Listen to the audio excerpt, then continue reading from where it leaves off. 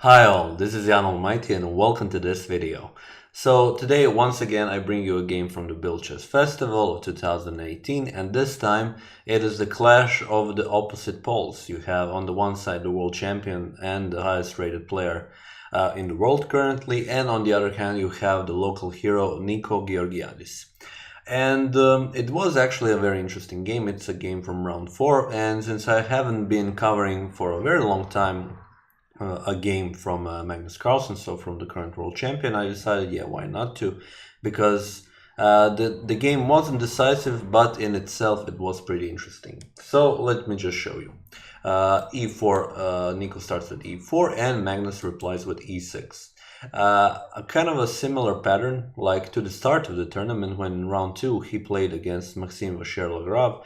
Magnus did play the Peer's defense, so first move d6. Now he starts with the French defense, and me personally, I see this as a kind of a statement towards the November and the whole match, where he just says that he can play, yeah, if he wants, he can play any game, any opening that he wants, and that he can produce a fine game out of it. But young Nico probably wasn't prepared for e6, but still has a few tricks up his sleeves. d4, d5, so going for the standard stuff, knight to c3 and bishop to b4 entering the Winawer variation. e5 is the main line, and now c5 by Magnus. a3, and here Magnus didn't want to capture on c3 nor capture on d4, he played bishop to b4. b4, which is the main line, and you shouldn't be surprised here playing b4 with white. So if you don't know this variation, actually here you should capture c captures on d4. If you capture c captures on b4, then a knight to b5 is the main approach. And after capturing on a3 even, you play c3. And the idea behind this variation is that white has given up a pawn, but with a very strong attack. Now this bishop should go to c7 to stop knight to d6, but then you also have queen to g4. Following with bishop to a3, still black will have problems developing, and he will have a lot of problems with the dark squares when played g6, for example, here, and developing this knight. Yeah, white is enjoying his very nice activity for that pawn. So maybe a very nice variation if you want to play it for the blitz.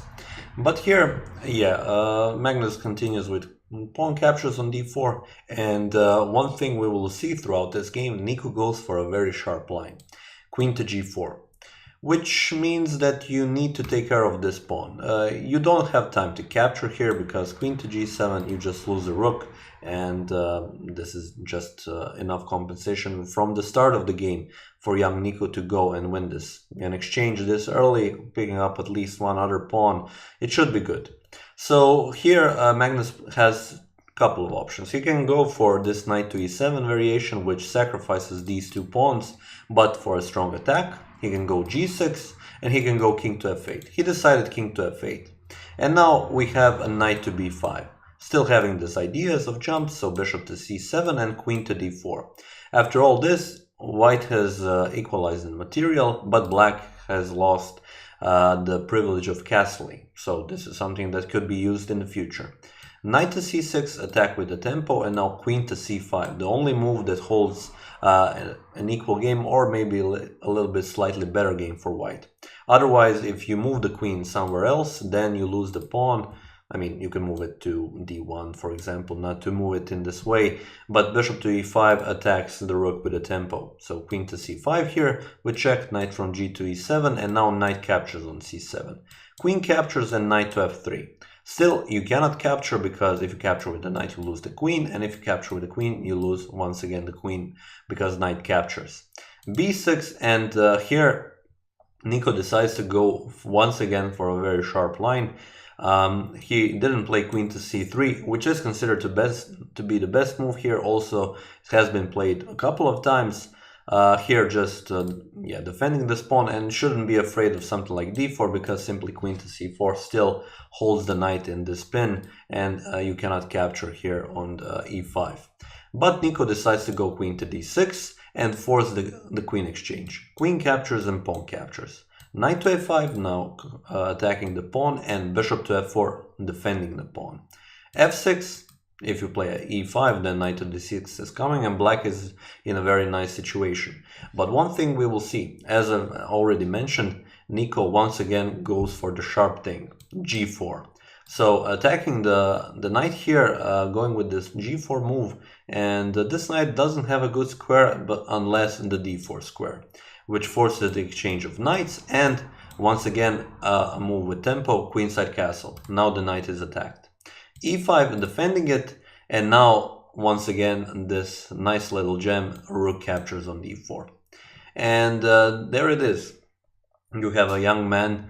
Of course, Magnus Carlsen is also young, but here you have a young Swiss chess player who is playing opposite the world champion, a very nice chess game after losing the first 3 games in the tournament.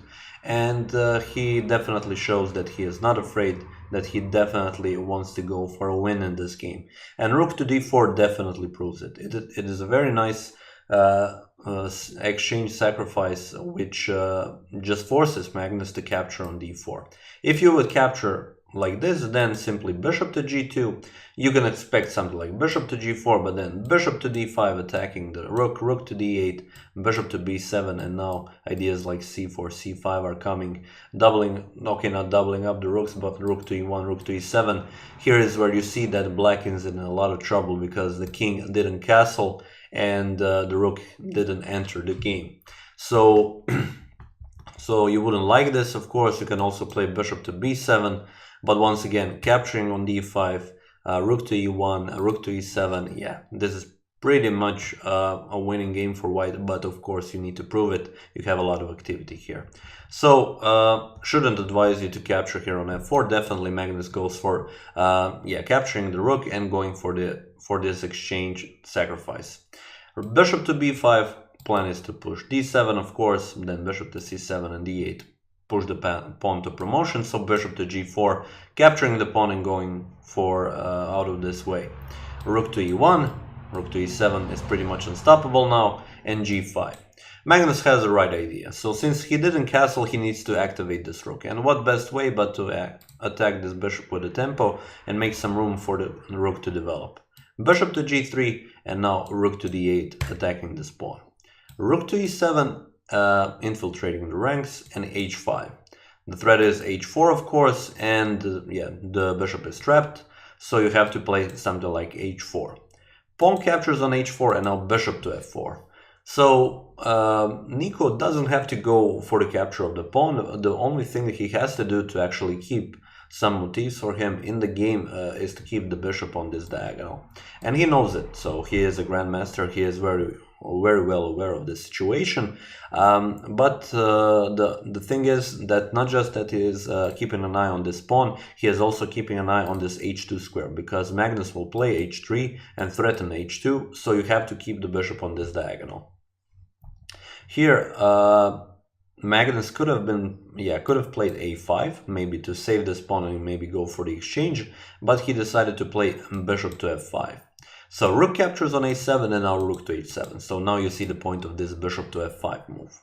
Rook to c7, and of course you don't want to go for this exchange because then you would make it a lot easier for black to play this game, because quite simply, if you want bishop to h7, you don't have time to play d7 and bishop to c7 because of bishop to f5.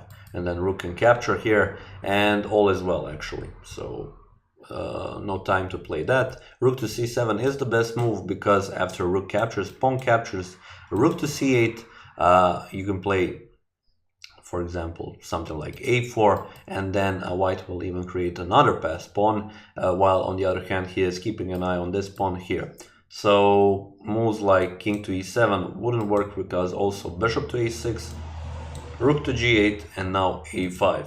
Now black could also be in some kind of trouble, because already there's a passed pawn and he didn't do much on this side. So yeah, Nico could go on a very nice for a very nice win here, and of course Magnus knows this, and he plays bishop to d7. And bishop to d7 is a good move. You are going for the exchange. It is important if you are up in the material to exchange pieces, but Nico plays a very good move, which is bishop to c6. Bishop to c6 with an idea of capturing on d5, and this bishop cannot capture here at the moment because of rook captures on h7, and you have time to capture here and here. Okay, bishop to 8 of course, but yeah, this wouldn't bring too much luck to black. So here in this situation we saw h3.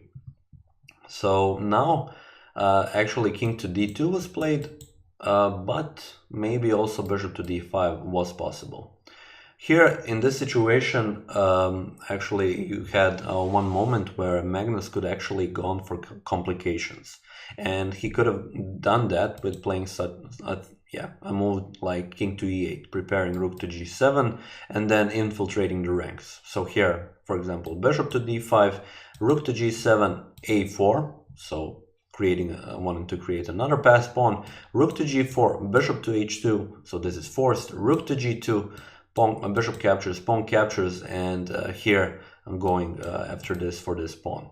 Okay, a5, pawn captures, rook to a8, rook to c5. It is a pretty complicated variation and a complicated situation, but in the end, all of this is pretty much forced, and the main idea behind it is that it complicates things. It is very difficult to find all of these moves.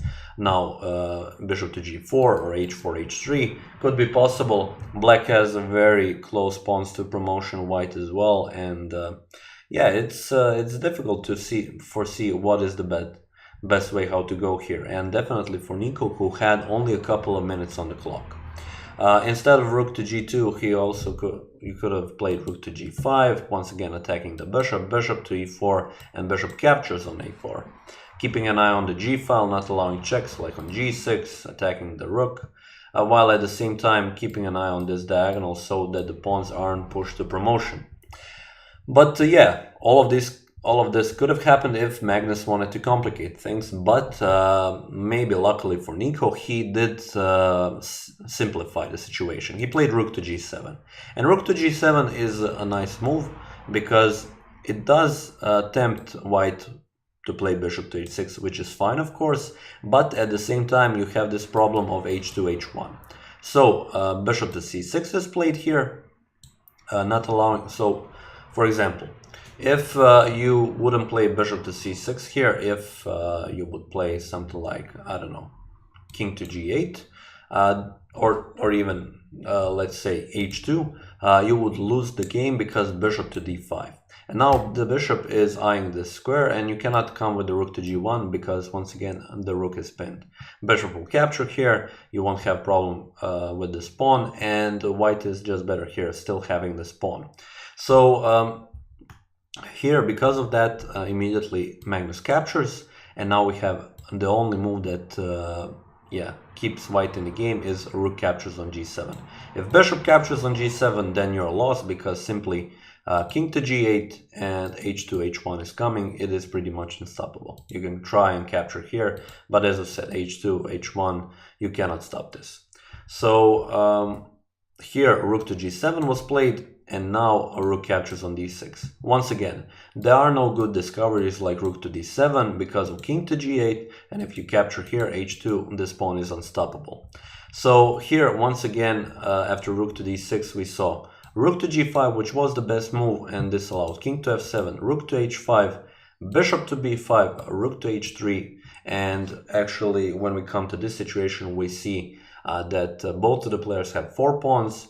The only one who can actually go for something is Nico here, having the white pieces, because Magnus's pawns are pretty scattered and they are really not in good situation. The only thing that he needs to do, he needs to reach time control on move 40, and then he can maybe look into some attempts to go for the win. But the thing is, you have opposite colored bishops, you have equal material, it is very hard to win this game. But the players continue, so we had rook to e6, threatening here, and rook to f3, defending this pawn.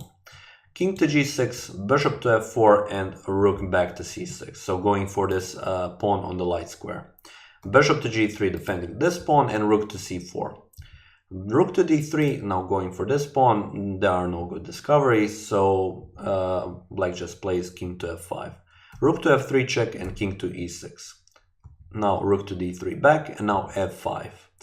f3, and the idea behind this move is to move the bishop here to go for this pawn, which is on the dark square. And now Magnus wanted to employ a little trick with a move f4, and the idea behind it is that if bishop captures on f4, there is no more c3. So bishop to a4, you might have thought, okay, throughout the whole thing, why not instead of f5, for example, here play bishop to a4? Well, a c3, and simply white has no problems with this pawn. He will just exchange, and you will go sooner to a draw.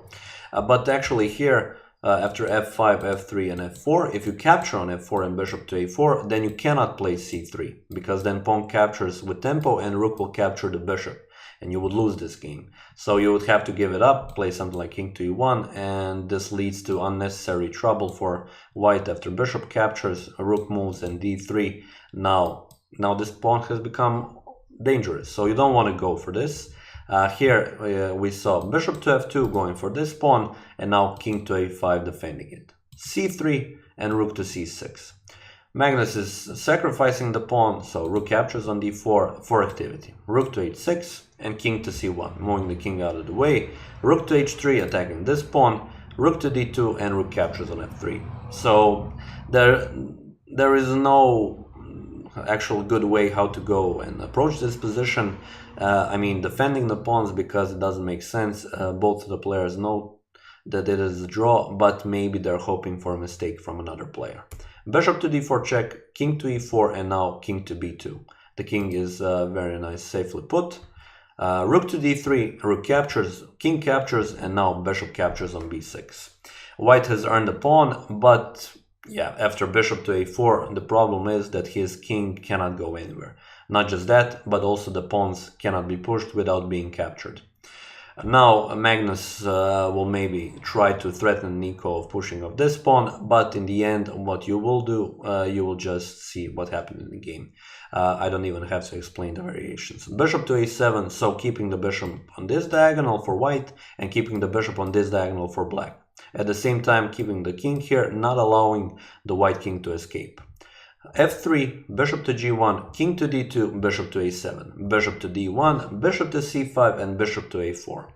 Now we have bishop to a7 again, king to e2, and now the very important move, c4.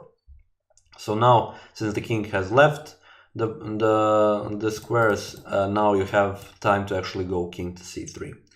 Magnus did play here d4, he also could have captured, but the result would be the same. Bishop captures on d4, we have king to d3 and bishop back to a7. King captures on c4, and actually it was in this situation that Magnus and young Nico decided to agree for a draw. But I also wanted to show you some other variations. So for example, if instead of d4 you would capture on c4, king comes to c3, a necessary move. And now you might think, okay, I can just defend this pawn. But the problem is b5, and actually white is not winning this game. Because there is no way how you can actually go to this pawn if you try to attack that king to c4. And you will attack the bishop, and with these two pawns they will be unstoppable.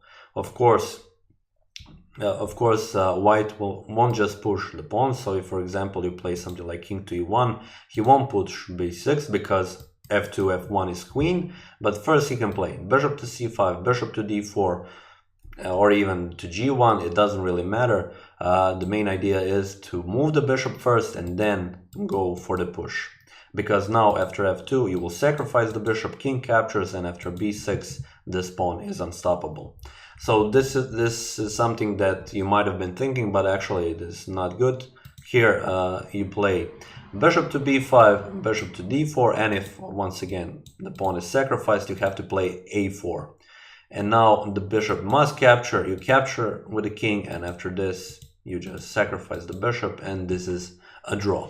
So yeah, this video did take a little bit longer time, so I'm going to finish it quickly. It was a very nice game, a lot of things did appear. Young Nico was very brave, and I congratulate him on the effort. I'm sure that he'll definitely snatch a couple of more points during the course of this tournament.